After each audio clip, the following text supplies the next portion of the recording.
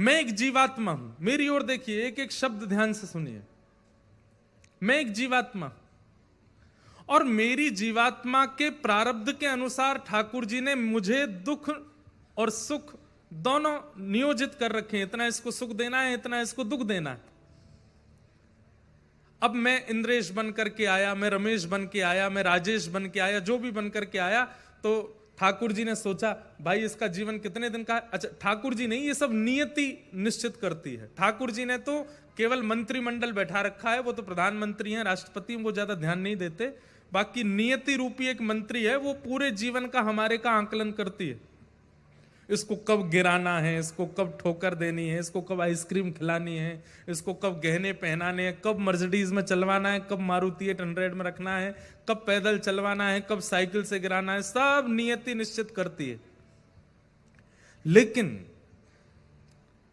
मान लीजिए कि एक व्यक्ति का जीवन 80 वर्ष का है, तो नियति ने निश्चित किया कि 80 वर्ष के जीवन में 35 वर्ष का इसको कष्ट देना है। 5 वर्ष जन्म के बाद देंगे, 5 वर्ष विवाह के बाद देंगे, 5 वर्ष जब इसका दूसरा बालक होगा उसके बाद देंगे, 5 वर्ष तब देंगे। 80 वर्ष में वो 5 वर्ष, 6 वर्ष, 7 वर्ष ऐसे करके वो 35 वर्ष का कष्ट आपको प्राप्त हो जाएगा। कुछ दिन अच्छे, कुछ दिन बुरे, कुछ दिन अच्छे, कुछ दिन बुरे, ऐसा सब चलता रहता है। सब लोग इधर देखो, इधर देखो, ध्यान से सुनो। लेकिन जब आप भक्ति के मार्ग में आ जाते हैं तो नियति ठाकुर जी के पास जाती है, बोले नाथ अभी आपका गुणगान गाता है, आपके मार्ग पर चल रहा है, क्या करें? तो ठाकुर जी कहते हैं कितना दुख है इसके जीवन में? तो ठाकुर वो कहती है 35 वर्ष का है। बोले उसके बाद फिर इसके 3-4 जन्म और होने हैं, उनमें भी 40 वर्ष 35 वर्ष इतना इसका दुख है। ठाकुर जी कहते हैं 4 जन्मों के सारे दुख इकट्ठे करो और एक बार में ही सब खत्म करवाओ, आगे के छोड़ो ही मत। इसका पुनर्जन्म नहीं होना है।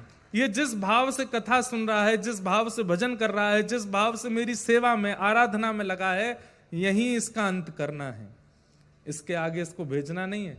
तो जो प्रारब्ध जन्य इसके दुख हैं जीवन के, उनको एक ही बार में सारे भुगवा दो और सारा हिसाब किताब इसका क्लोज करके, शारीरिक पीड़ा चल रही है, कभी कुछ चल रहा है, कभी कुछ। तो लोग कहते तू इतना भजन करता है फिर भी तेरे दुख खत्म नहीं होते।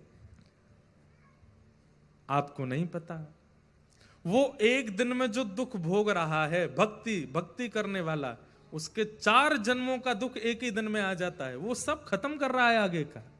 और एक समय ऐसा आता है कि आप ठाकुर जी की, मैं एक बात कहता हूं कथा में, ठाकुर जी या भक्ति कष्ट दूर नहीं करती, कष्ट से जूझना और लड़ना सिखाती है। सांसारिक व्यक्ति कैसा होता है कि कष्ट आने पर वो जूझ नहीं पाता, लड़ नहीं पाता, उसको फेस नहीं कर पाता, उसका सामना नहीं कर पाता, और फिर हाथ पैर मार करके कैसे भी उससे निकलने का प्रयास करता है। पर नहीं, भक्ति मार्ग व्यक्ति तो सहता है, भक्ति मार्ग व्यक्ति तो उसको स्वीकार करता है प्रसाद की तरह कि मेरे प्रारब्ध का कुछ है, नाथ दे दो, ये भी निकल के कट जाए, मुझे ज्यादा इसका कष्ट नहीं है, आप ये करवा देंगे और अच्छा होगा। कितने भक्तों के चरित्र में ऐसा हुआ? बंधुओं, भक्त क्या करता है? वो परिस्थिति को ठाकुर जी का प्रसाद मान करके स्वीकार करता है। और एक बात बोलूं, परिस्थिति ठाकुर जी की द्वारा दी गई परीक्षा है, उसको परखने के लिए कि वो क्या करने वाला है। और उस परिस्थिति को जब हंस के खेल करके शांति से वो स्वीकार कर लेता है और उसमें भी प्रसन्न चित्त रहता है, तो ठाकुर जी अपनी दोनों भुजा पसारते हैं, वाह अब मैं तो सो प्रसन्न है गयो, तू मेरे पास आए जा, तू मुझको स्वीकार कर ले। विपरीत परिस्थिति कलयुग में, लिख लीजिएगा इस बात को, और कल से अगर जिनको बहुत आनंद आता है कथा में कुछ सूत्र लेने में, वो कुछ लिखने की व्यवस्था रखो अपने साथ। कलयुग में विपरीत परिस्थितियों को सहना ही तपस्या है और उससे भगवत प्राप्ति निश्चित हो जाएगी। उस विपरीत परिस्थिति को बस सह लीजिए। क्यों? क्योंकि भगवान सत्य हैं, वो सब जानते हैं। आपकी किसी से लड़ाई हो गई बाहर, आपने लड़ाई तो कर ली, लेकिन जब लड़ाई हुई तो पता चला सामने वाला आपसे ज्यादा बलवान।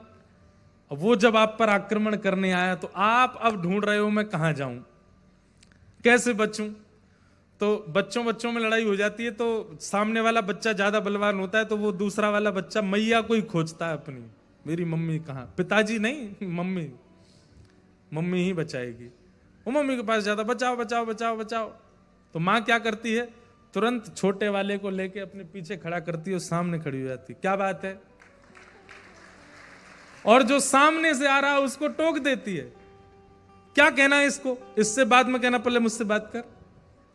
तो ऐसे ही संसार के पीड़ा, संसार के कष्ट, संसार का भय, संसार की दुख, दारिद्र, ये सबसे हम भिड़ तो जाते हैं, लेकिन बाद में पता चलता है ये हमसे ज्यादा बलवान है। ये हमको मानसिक रूप से, बौद्धिक रूप से, व्यवहारिक रूप से, शारीरिक रूप से तोड़ ही रहे हैं। तब हम क्या करते हैं, तब हम ठाकुर जी का नाम लेते हैं। जैसे ही कहते हैं, हे कृष्ण द्वारिकावासी क्वासी क्वासी महाभुज, हे महाभुज आप कहां हो, हे जगन्नाथ आप कहां हो, हे द्वारिकाधीश आप कहां हो, तुरंत ठाकुर जी निकल करके आते हैं और हमको पीछे खड़े करके ऐसे खड़े हो जाते हैं और दुख दारिद्रों से कहते हैं, इससे बाद में जूझना, पहले मुझसे बात करो, इसके पास बाद में जाना। इसीलिए हमारे महाराष्ट्रियन वैष्णव ठाकुर जी को भगवान नहीं बोलते, क्या बोलते हैं, माउली। क्या बोलते हैं, माउली मतलब मैया, ये हमारी मैया है, ये हमारी माता जी है। एक पद है बहुत सुंदर, वो है तो गुरु के लिए, लेकिन बहुत सुंदर भाव है, मेरे मन में तरंग आ रही है तो मैं गा देता हूं। हम बालक तुम माई हमारी,